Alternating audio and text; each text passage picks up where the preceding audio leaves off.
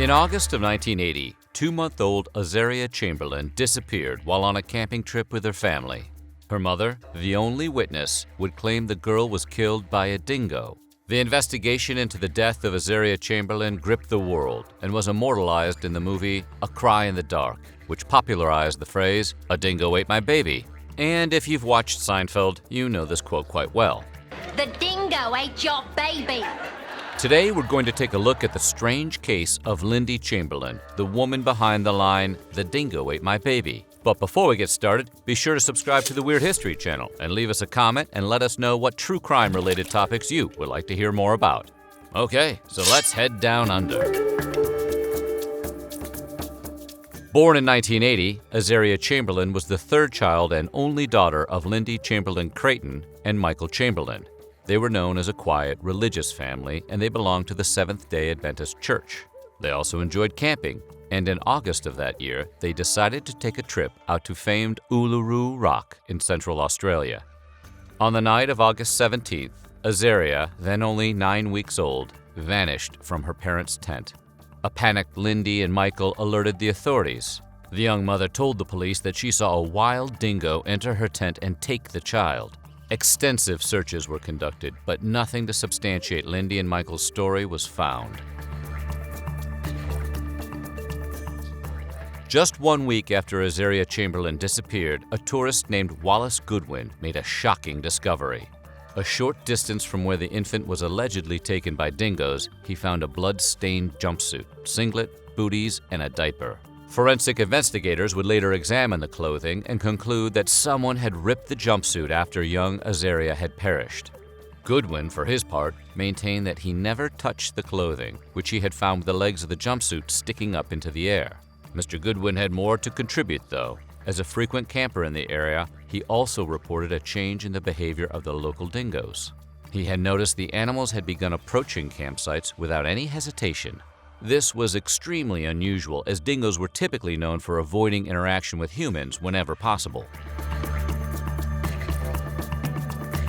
In the wake of Azaria Chamberlain's disappearance, a search party of nearly 300 people assembled. Led by a frantic Lindy, the group scoured the surrounding landscape for any clues as to where the baby may have gone. Michael Chamberlain, on the other hand, was reported by witnesses to be quite calm and, by some accounts, didn't even participate in the search. One member of the search party reported Michael musing over the alleged dingo attack and concluding, "She's probably dead now." He then allegedly made cryptic comments about being a minister of the gospel. The first official to rule on the case was the coroner, and he ultimately agreed with the Chamberlains, finding that a dingo had taken their daughter. However, he noted the bloody clothing that had been found by Wallace Goodwin showed signs of having been tampered with by a person or persons unknown. A second inquest was opened in September of 1981. This time, investigators claimed they found suspicious markings around the neck area of Azaria Chamberlain's jumpsuit. Ultraviolet photos of the jumpsuit were taken and examined by analysts who claimed to find the imprint of a small, adult-sized hand. The photos and the markings strongly implied that someone had slit the young girl's throat on purpose. Accordingly, Australian police arrested the Chamberlains, and in February of 1982, they were charged with the murder of their own daughter. According to the prosecution's theory of the crime, Lindy Chamberlain-Creighton was holding her daughter in the front seat of the family car. Police claimed to have found traces of blood in the vehicle, and though a murder weapon was never identified, authorities suggested the killer could have easily used ordinary household items like nail clippers or scissors to get the job done. Years later, additional testing of this pivotal evidence would reveal that there wasn't actually any blood in the car. In fact, the original investigators had merely mistook some harmless chemicals on the car's interior for blood splatter. Their error would cost Lindy years behind bars. By the time she and her husband were being tried for the murder of Azaria, Lindy Chamberlain-Creighton was visibly pregnant. She and Michael both entered pleas of not guilty, setting the stage for what the media would call the trial of the century. The tabloids went into a feeding frenzy, and the widespread coverage ensured that the courtroom was packed by spectators every single day. Over the course of the trial, the prosecution argued that Lindy had knifed her daughter and her husband had helped to cover up the crime. The Chamberlains, for their part, maintained the story about the dingo. Unfortunately, the jury didn't buy it. In October of 1982, Lindy Chamberlain-Creighton was convicted by the Crown Court of murdering her daughter and sentenced to life in prison. Michael Chamberlain was found guilty of being an accessory after the fact and given an 18-month-long suspended sentence. With Lindy in prison, her second daughter, Kalia, would be born behind bars in November of 1982. Whether it was because of the pervasive media coverage or the fact that at the time of Azaria Chamberlain's disappearance there were no known cases of dingoes attacking or killing humans, the public became thoroughly convinced that Lindy and Michael had some culpability in their daughter's death. A poll conducted in 1984 showed nearly 77% of all Australians felt Chamberlain-Creighton was guilty of Azaria's murder. Public opinion felt she was dressing too provocatively and not grieving the way a proper mother should. Chamberlain-Creighton would reflect on her situation years later, saying that she was caught in a lose-lose situation. If she smiled, she was accused of not taking the matter seriously enough.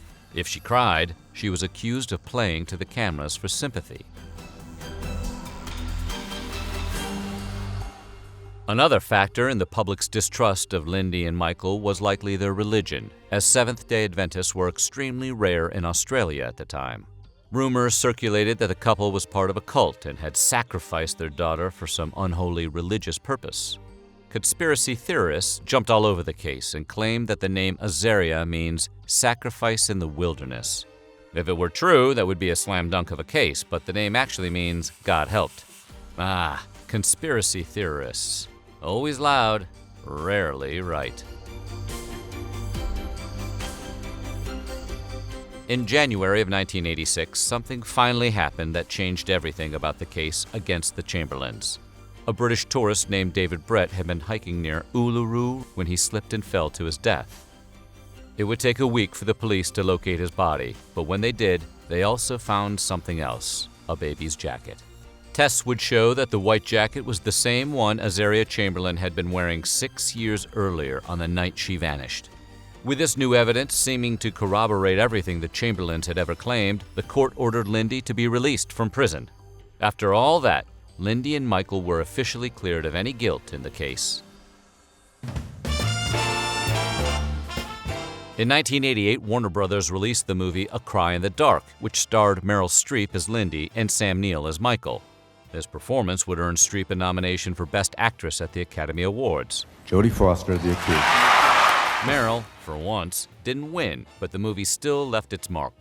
The film features a moment where the Lindy character is seen to proclaim, "The dingo's got my baby." The dingo's got my baby! Despite its grisly origin, this quote would, strangely, become a comedic staple of pop culture, being referenced in TV shows Seinfeld, Modern Family, The Simpsons, I think I hear a dingo eating your baby. 2.5 Men, Family Guy, Frasier, That dingo's got your baby! Buffy the Vampire Slayer, Supernatural, and Psych, as well as the films Tropic Thunder, I'm sorry, a dingo ate your baby. 28 Days, and the Rugrats movie. A dingo ate your baby. It's a hell of a list. In 1992, the government of Australia's Northern Territory made compensation to Lindy and Michael. They were awarded $1.3 million, as well as reimbursement for all their legal fees and for their car, which had been seized by police and destroyed as part of the investigation. But the damage had been done. An innocent woman who saw her own child eaten by a wild animal was dragged through the mud by the press, ridiculed by the public, spent 3 years in prison for a crime she did not commit, and she missed out on the first few years of her second daughter's life. Even after all of that, in December of 1995, a commission from the Northern Territory decided it wanted to take a third look into the case of Azaria Chamberlain. The reasoning was that the body had never been recovered and medical examiners had never been able to determine the baby's cause of death. Another inquest was opened, but it ultimately yielded no new insights or findings. In 1980, there were no documented cases of dingoes attacking humans, infant or otherwise. While this predisposed the media, court system, and the general public to suspect foul play in the case of Azaria Chamberlain, things would change in the years that followed. Australians began to pay more attention to the possibility of dingo attacks on humans, and lo and behold, more evidence came to light. Between 1998 and 2007, there were at least 3 documented instances of dingoes attacking humans. A 13-month-old and a 4-year-old were attacked in separate incidents, but both survived. However, in the 3rd incident, a 9-year-old boy was killed by the animals. Since the night it first happened, Lindy Chamberlain-Creighton and Michael Chamberlain steadfastly maintained that their daughter, Azaria, had been taken and killed by a wild dingo. Finally, in June of 2012, after 32 years enduring public suspicions, official accusations, defamation, and prison time for a crime they didn't commit, a 4th inquest was opened. This time, a coroner from the Northern Territory provided expert testimony that the parents were innocent, and it was, in fact, a wild dog that had taken the young girl from her parents' tent. Contrary to what had happened the first time around, the public accepted the findings, and Lindy and Michael were believed to be innocent. Though they were divorced in 1991, both Lindy Chamberlain-Creighton and Michael Chamberlain were present. Lindy told the media, "We're relieved and delighted to come to the end of this saga." "So what do you think? Did mob mentality make this bad situation even worse? Let us know in the comments below, and while you're at it, check out some of these other videos from our weird history.